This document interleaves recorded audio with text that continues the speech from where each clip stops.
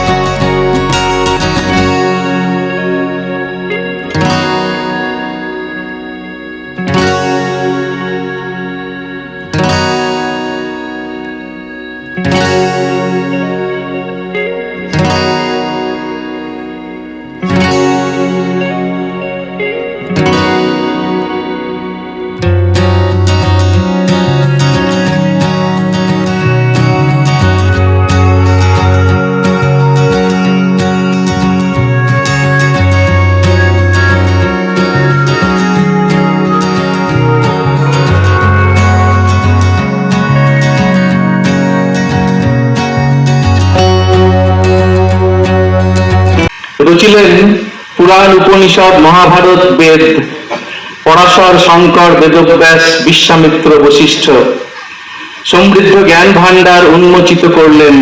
মীমাংসা সূত্র ও জৈমিনী সূত্র, ঋষি জৈমিনীর অবদান। গৌতম ঋষির ধর্মসূত্র, পৃথিবীর আইন, প্রাচীনতম আইন সংকলন।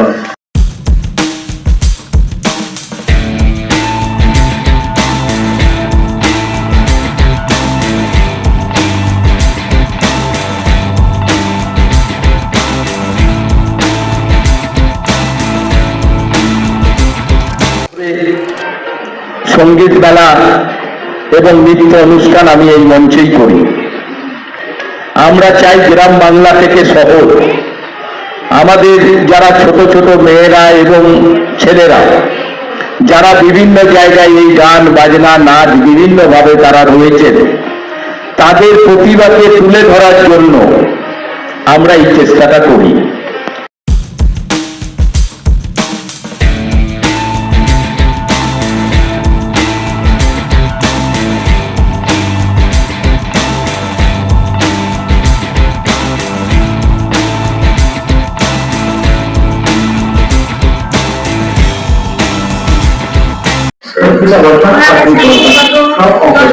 নাচ শিখছি এবং আজকে যে আমি গোল্ড মেডেল পেয়েছি সম্পূর্ণই ওনার জন্য।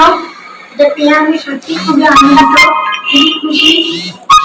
তবে এটাও আমার বলে গেলে চলবে না, এর পাশাপাশি আমার আরো পিছনে যারা আছেন অবশ্যই মা বাবা এবং আমার দিদি। তো আমার চিন্তা ভাবনার মধ্যে ছিল যে এটা আমি